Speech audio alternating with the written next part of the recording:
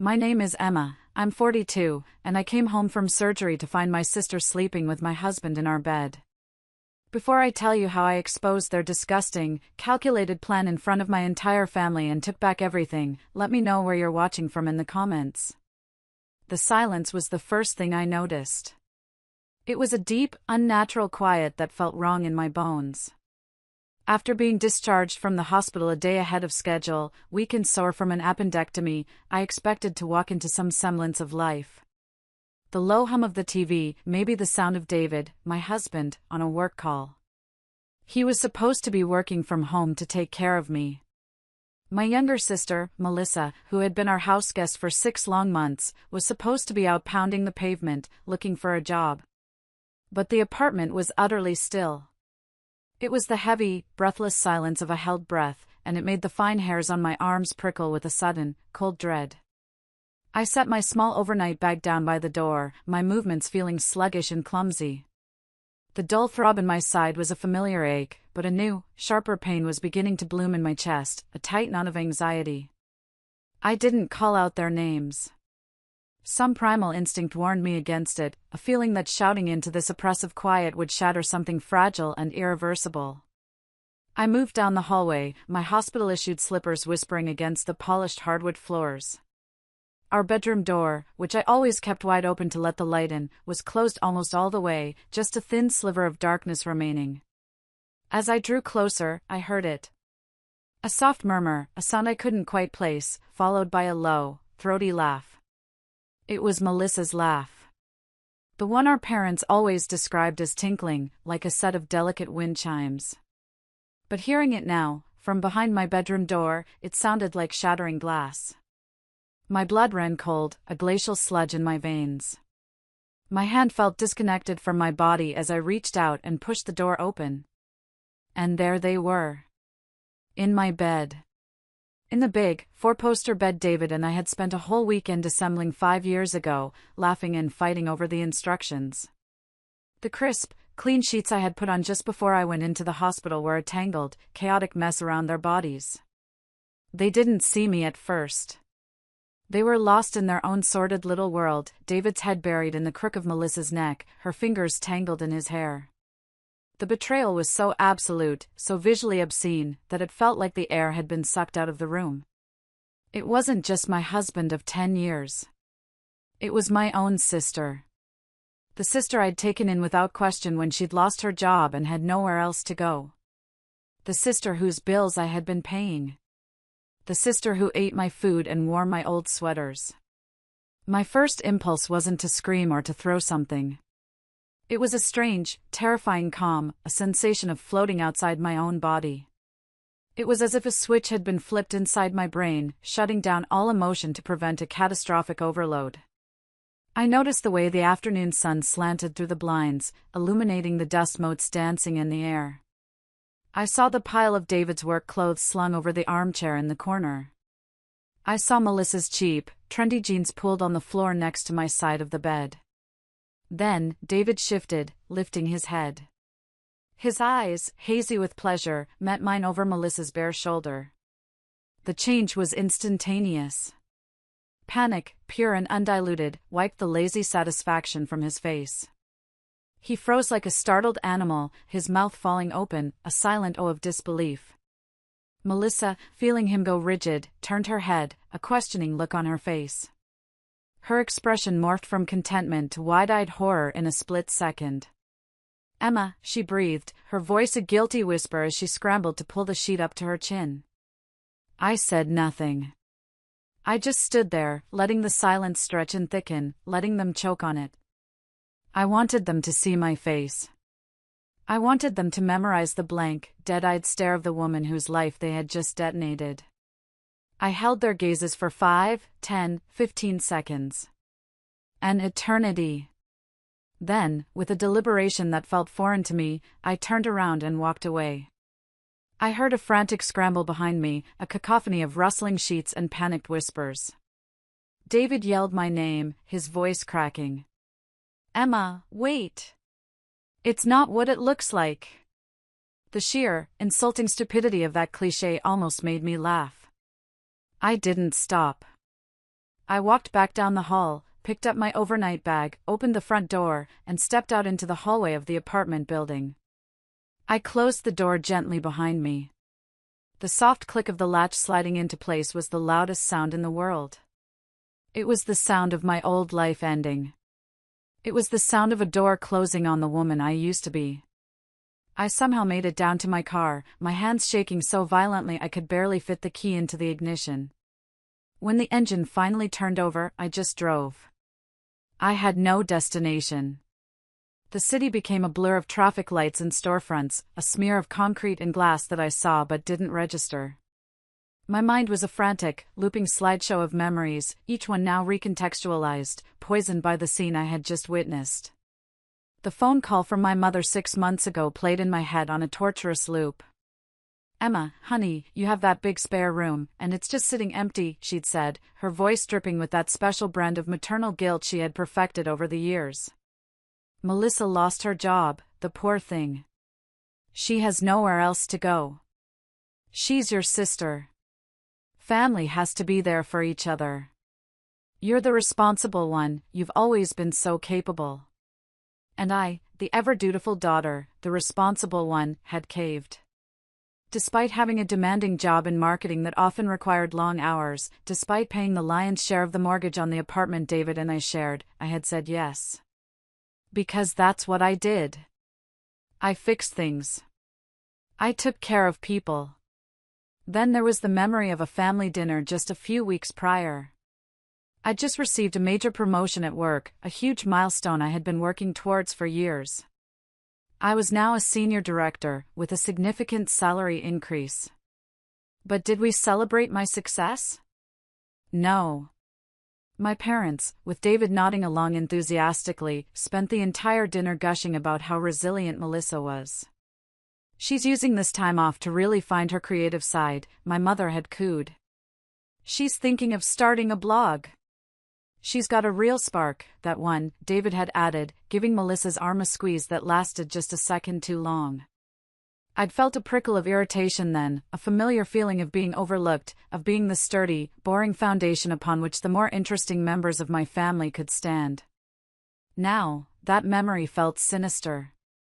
Their shared glances, their inside jokes that I was never privy to, it had all been happening right in front of me. I had paid for the very food on the table where they had silently mocked me. My sacrifices paraded through my mind. I'd used the bulk of a small inheritance from my grandmother to make a larger payment on our mortgage, an investment I thought David and I were making in our future together. I'd worked late nights to cover our bills when David's freelance graphic design work was in a lull. I'd hosted every Thanksgiving and Christmas, planning and cooking for days, because Melissa was too stressed with the job hunt and David was just not a planner. I was the bedrock. The dependable, reliable, boring bedrock they had built their secret, sordid little world on top of. And they had just dynamited the foundations. The dull ache in my side from the surgery had escalated into a raging fire, but the emotional agony was a physical weight, a crushing pressure on my chest that made it impossible to breathe. I swerved into the parking lot of a deserted strip mall, the tires crunching on loose gravel. I slammed the car into park, and finally, the unnatural calm that had enveloped me shattered into a million pieces. A sob ripped through me, a raw, animal sound of pure pain. I slumped over the steering wheel, my forehead pressing against the hard plastic, and I wept. I wept for the woman who was so desperate to be a good daughter, a good wife, a good sister, that she never stopped to ask if they were good to her. I wept for my own willful blindness. I wept until my throat was raw, my eyes were swollen shut, and there were simply no tears left. When it was over, there was only a hollow, echoing emptiness. The rage was gone. The grief was gone. In their place was something new. Something hard, and cold, and terrifyingly clear. It was resolve. I pushed myself upright, wiped my tear-streaked face with the back of my hand, and looked at my reflection in the rearview mirror. The woman staring back was a stranger. Her eyes were puffy and red, but they weren't weak. They were flinty. They were done. I took a deep, shuddering breath. Then I picked up my phone.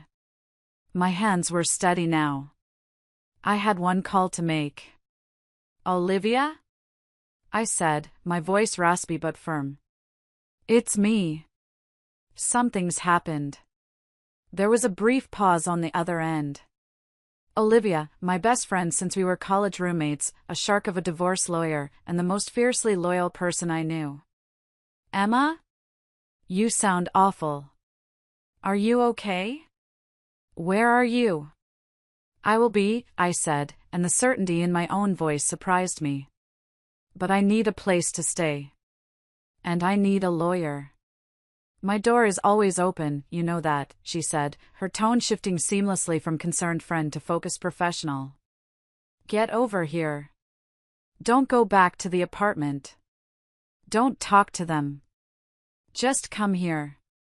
We'll figure this out. The right way. Walking into Olivia's sleek, minimalist apartment on the other side of town felt like stepping through a portal into another reality. It was clean, organized, and blessedly calm, everything my life was not. She took one look at my ravaged face, pulled me into a fierce hug that said everything words couldn't, and then steered me towards her plush sofa. She handed me a glass of water and 2 ibuprofen without a word.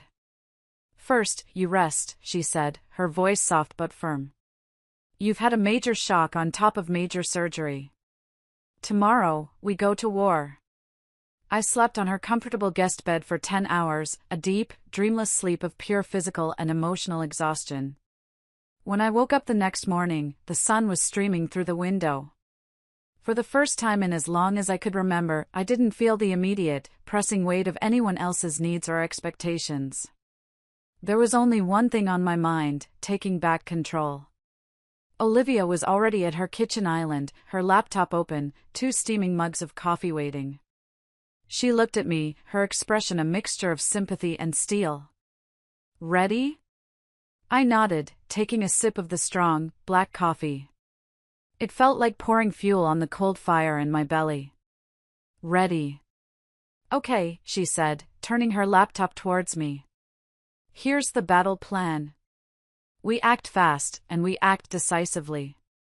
Before David has a chance to spin his narrative, manipulate you, or move any assets. The first thing we do is build a financial fortress around you. This isn't about revenge, Emma. This is about strategy. For the next hour, Olivia, my brilliant lawyer friend, walked me through it. She laid out a series of precise, legal steps designed to protect me and neutralize them. My first call was to my company's HR department.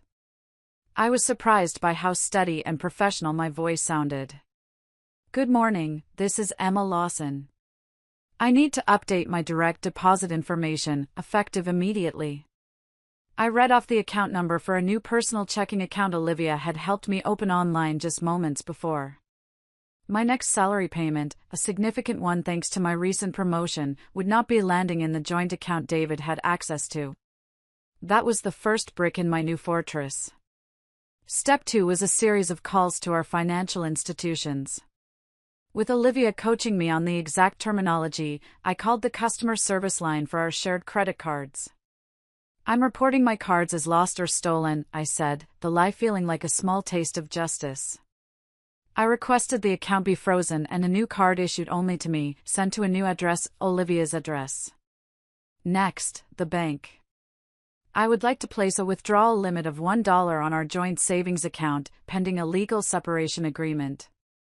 The representative was polite and efficient.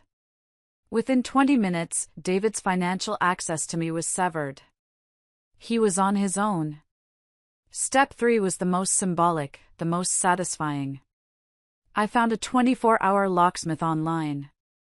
I need an emergency lock change at my apartment, I told the man on the phone. My keys were stolen. We arranged to meet at noon. I knew David had a lunch meeting with a potential client he was trying to impress. And Melissa, in her infinite laziness, usually went to a spin class around that time, a membership I was paying for. As I drove to the apartment, a cold sense of purpose settled over me. This wasn't my home anymore. It was a contaminated space, a crime scene. When I arrived, the locksmith, a burly man with kind eyes, was already waiting. As he worked, drilling out the old locks with a loud, whining noise that sounded like liberation, I went inside for the last time. I walked through the silent rooms, a ghost in my own life. I went straight to the master bedroom. The bed was hastily made, a pathetic attempt to erase their sin, but I could still smell the cloying scent of Melissa's perfume on the pillows. A wave of nausea hit me, but I swallowed it down. There was work to do. I pulled 2 large suitcases from the top of the closet. Methodically, clinically, I began to pack their things. I packed David's expensive shirts, his collection of graphic novels, his laptop and all its cables. As I packed his things, I found a framed photo on his nightstand, a picture of us on our wedding day. I looked at the smiling, hopeful woman in the photo and felt a pang of pity for her. I took the photo out of the frame, tore it neatly in half, and dropped it into the trash. Then I moved on to Melissa's belongings. Her cheap, trendy outfits, many of which she had borrowed from me and never returned. Her extensive collection of makeup. The pile of vapid self-help books she'd bought with my money. I didn't throw things. I didn't rip anything. I folded each item neatly. It was a detached, surgical process. With each folded shirt, I was folding away a piece of my past, putting it away for good. I found the tablet David used for his design work sitting on the nightstand, charging. He must have forgotten it in his haste to chase after me. On a whim, I unplugged it and packed it into his bag. It was petty, but I didn't care. He wouldn't be needing it for any work he was doing for me. When I was done, I dragged the 2 heavy suitcases to the front door. The locksmith had just finished installing the new, high-security deadbolt. He handed me a set of 3 shiny, new keys. They felt heavy and powerful in my palm. "All set, ma'am," he said. "No one's getting through that without one of these." I paid him, thanking him for his quick work. After he left, I stood in the empty hallway for a moment. I opened the door one last time, pushed their suitcases out onto the welcome mat, and then closed and locked it from the inside. The solid, satisfying thunk of the heavy deadbolt sliding into place was the most beautiful sound I had ever heard. Back at Olivia's apartment, my phone, which I had left on silent, began to light up. First, a string of increasingly frantic texts from David. "Emma, where are you? We need to talk about this. Seriously, answer your phone. My key isn't working. What the hell is going on? Did you change the locks?" Then came the calls, one after another, his name flashing on the screen. I watched it ring, a small, vicious thrill running through me. I let it go to voicemail every time. Around 5 p.m., a new number called. My mother. I knew I had to take this one. I braced myself, took a deep breath, and hit accept. "Emma, what is the meaning of this?" she shrieked, her voice a high-pitched nail on a chalkboard. There was no hello, no "how are you feeling after your surgery?" Just pure, undiluted accusation. "Melissa just called me, she's in tears. You threw her out on the street. Her and David. How could you be so heartless?" I listened to her tirade, my heart a cold, hard stone in my chest. Every ounce of her concern was for Melissa. The golden child. The perpetual victim. Not a single question about whether I was okay. Not a single flicker of curiosity about what might have prompted such a drastic action from her ever-reliable, ever-placid older daughter. "I'm not discussing this with you right now, Mom," I said, my voice dangerously quiet. "Not discussing it? Your sister has nowhere to go. She's standing on the sidewalk with her suitcases. After everything we've taught you about the importance of family. What have you taught me about family?" I interrupted, the ice in my voice cracking with a sudden, sharp anger. That it's my job to clean up everyone else's messes? That I'm supposed to set myself on fire to keep everyone else warm? That my home is a free hotel and my bank account is a public fund? My decision is final. You're being selfish and vindictive, Emma. This isn't like you. "You're right," I said, and a profound sense of clarity washed over me, silencing the last vestiges of guilt. It isn't. The old Emma is gone. For the first time in my life, I'm putting myself first. This conversation is over. I hung up before she could sputter another word. Then, systematically, I blocked her number. I blocked my father's. I blocked Melissa's. And I blocked David's. The silence that followed was blissful. It was the silence of freedom. But as I sat there, staring at my dark phone screen, a nagging feeling returned. This was too easy. Their brazenness, their comfort in my home, it felt like more than just a passionate fling.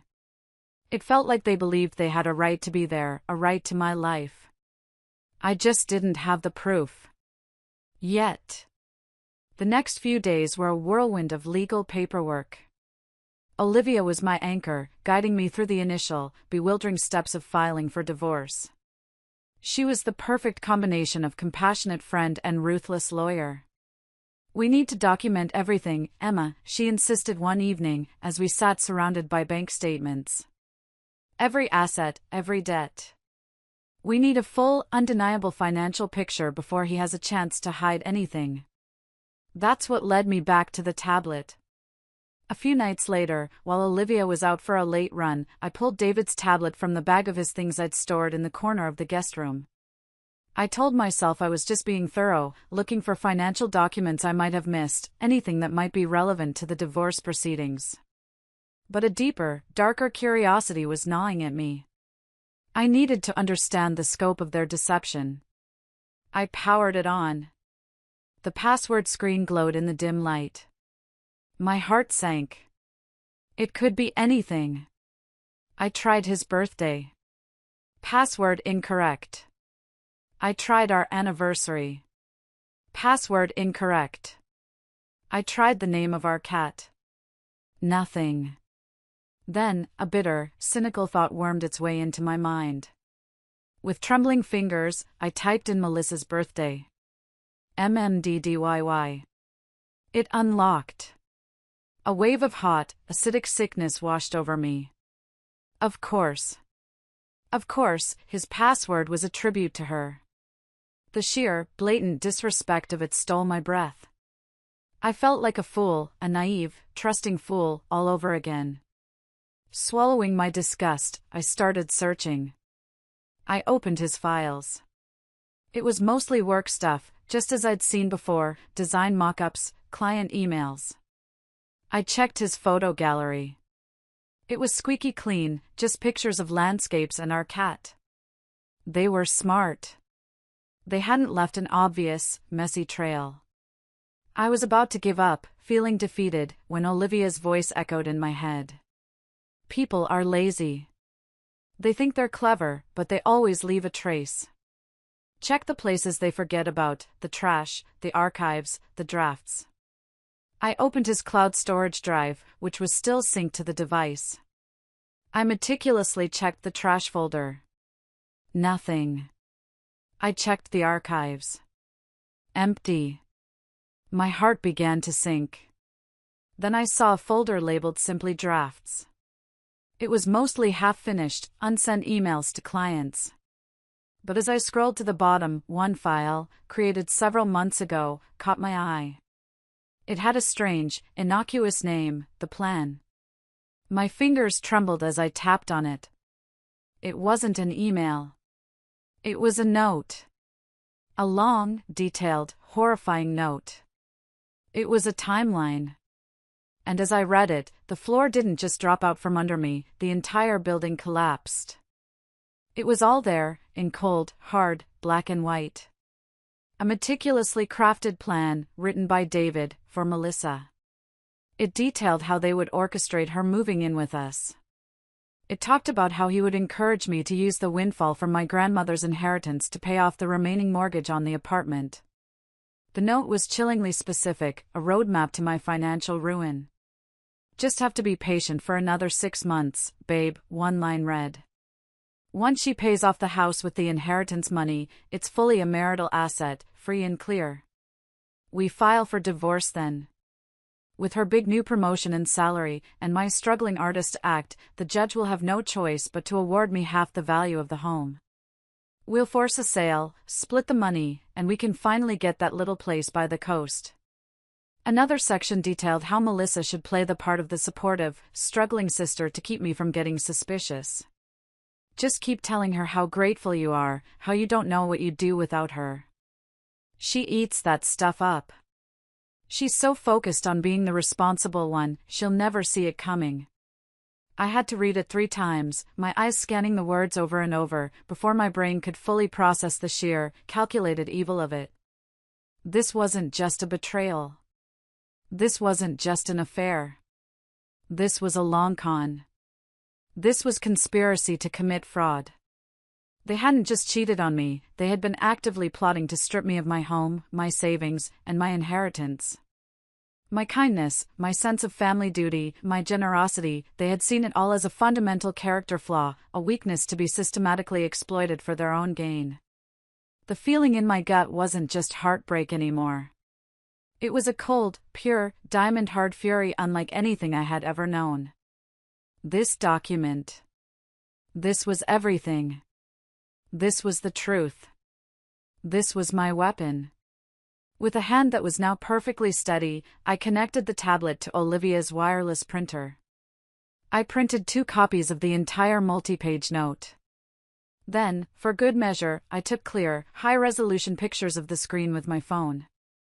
I held the printed pages in my hand, the paper still warm from the printer. This was my proof. This was my power. And I knew exactly when, and where, I was going to detonate it. A week later, the call I had been waiting for came. It was my father.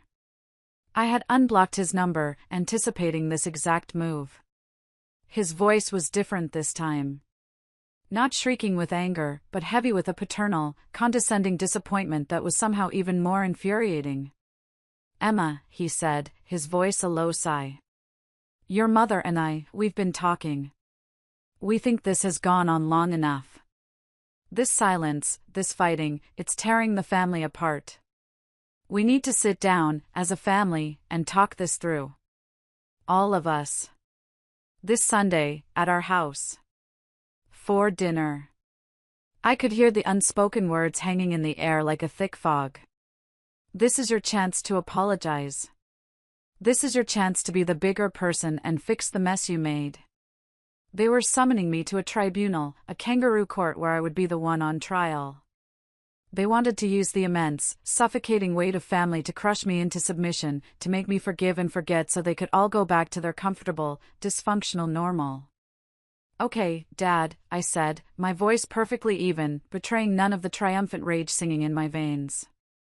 "I'll be there." He sounded audibly relieved. "Good. That's my girl. We'll see you at 6. He had no idea what was coming. They thought they were setting a trap for me. In reality, they were building my stage. I spent the rest of the week preparing for my performance with Olivia. We went over every detail, every possible contingency. She role-played as my mother, as David, throwing every possible accusation at me. She coached me on what to say, how to present my evidence, and most importantly, how to maintain my composure. "They will try to provoke you, Emma," she warned me, her eyes serious. "They want you to scream, to cry, to get emotional. That's how they'll dismiss you as hysterical and irrational. You cannot give them that satisfaction. You are not a victim pleading her case. You are a prosecutor delivering a closing argument. Be a surgeon. Cold, precise, and lethal." On Sunday, I chose my armor carefully.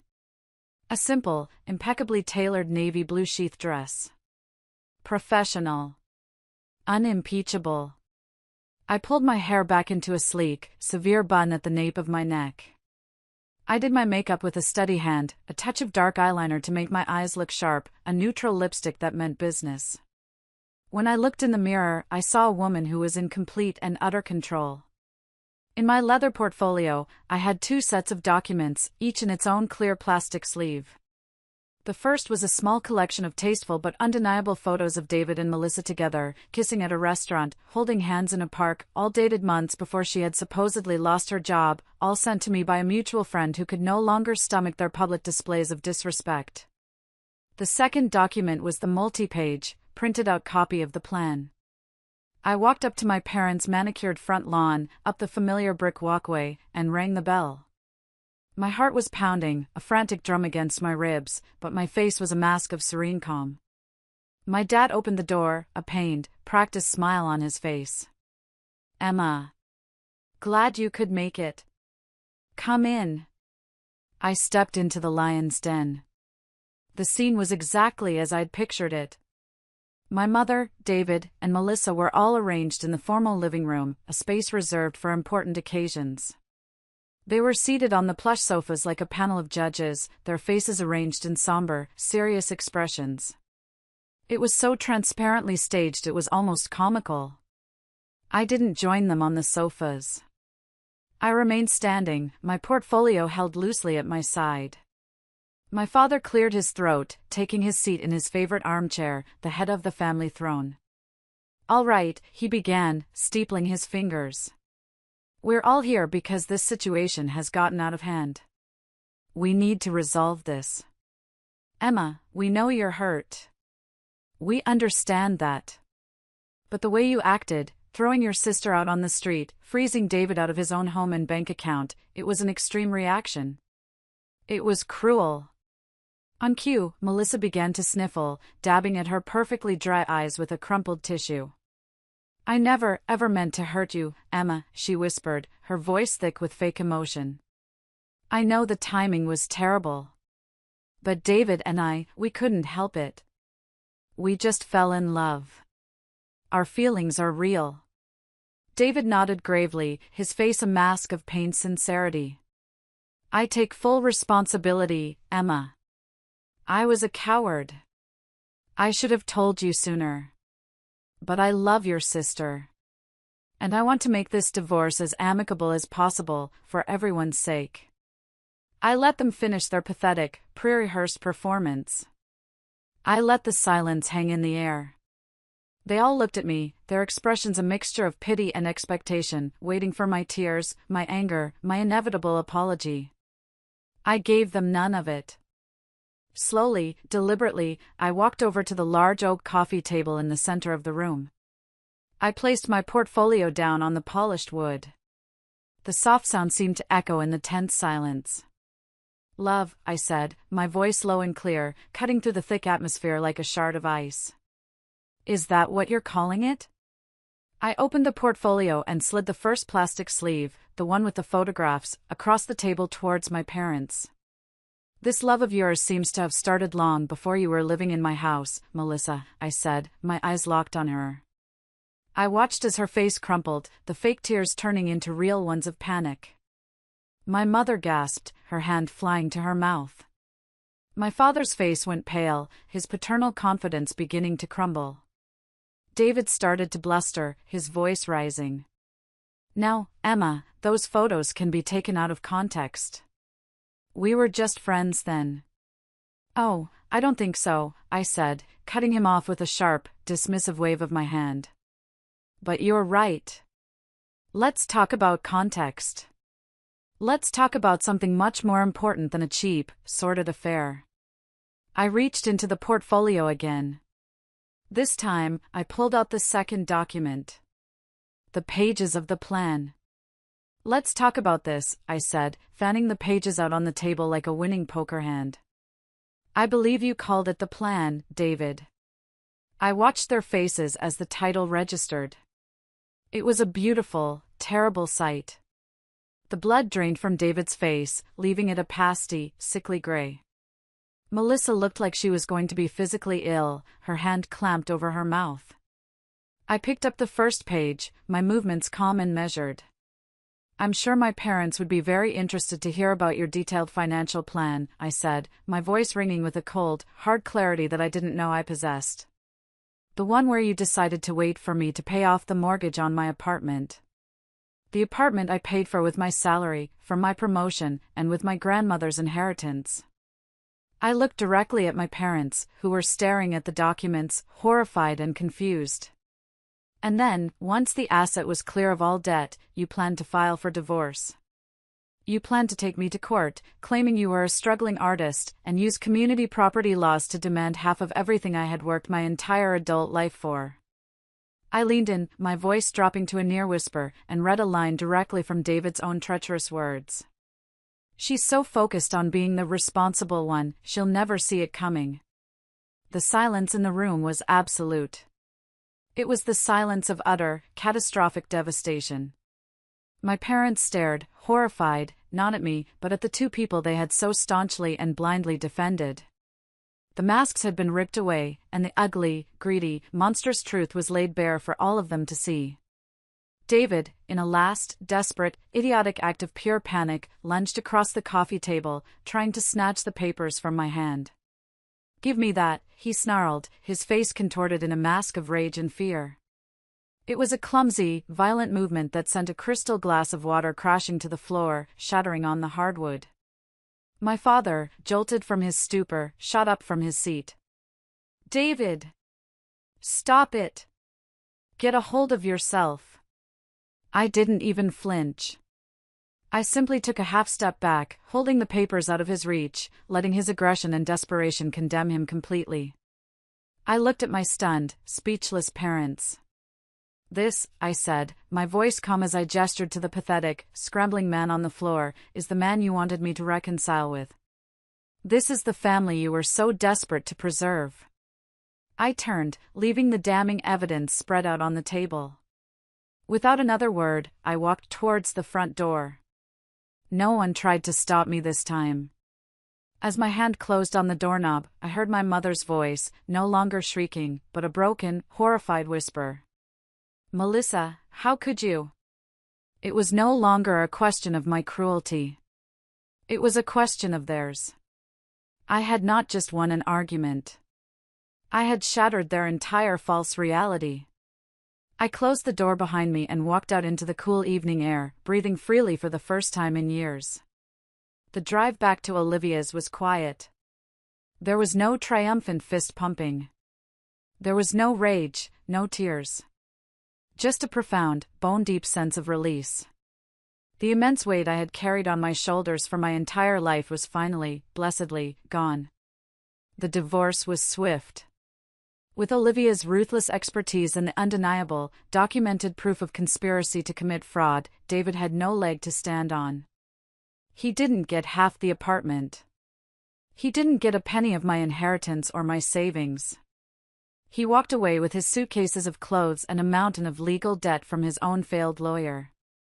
The apartment, my apartment, remained mine, free and clear. My relationship with my family was fractured, perhaps permanently.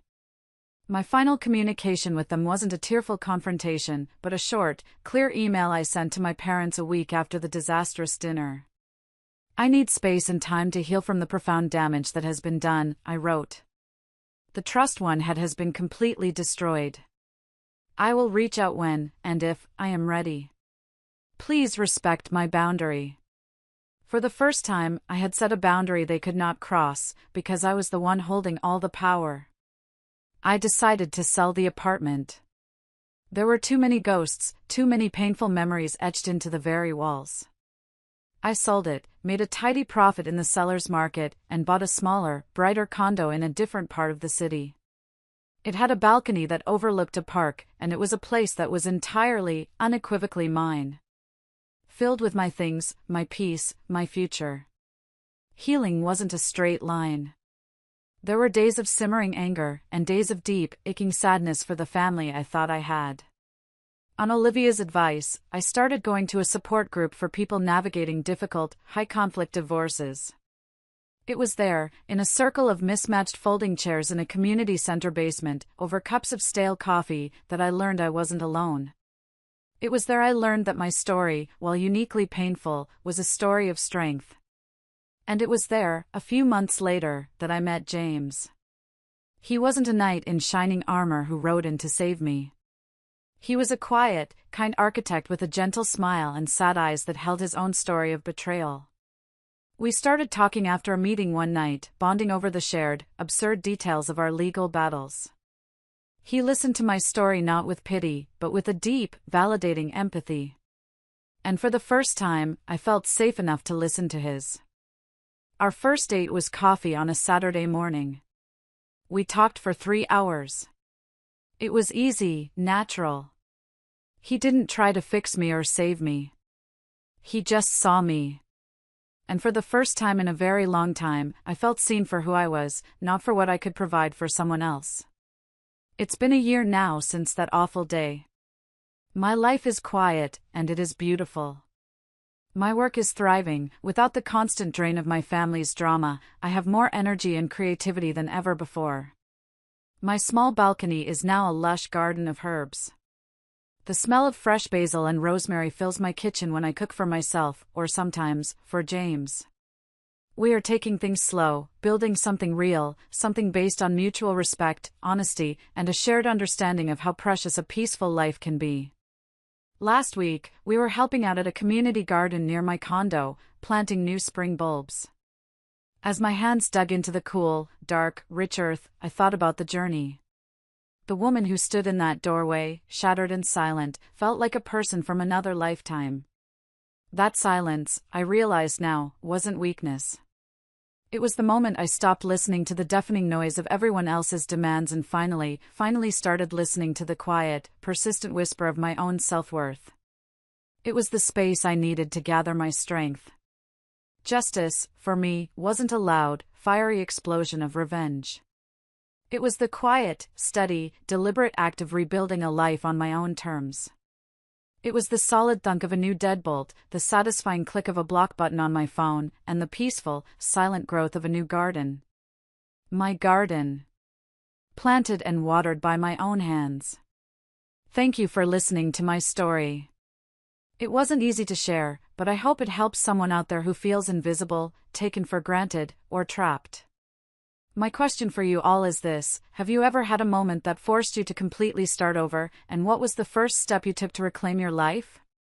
Let me know in the comments below. And if my story resonated with you, please give it a like and subscribe for more.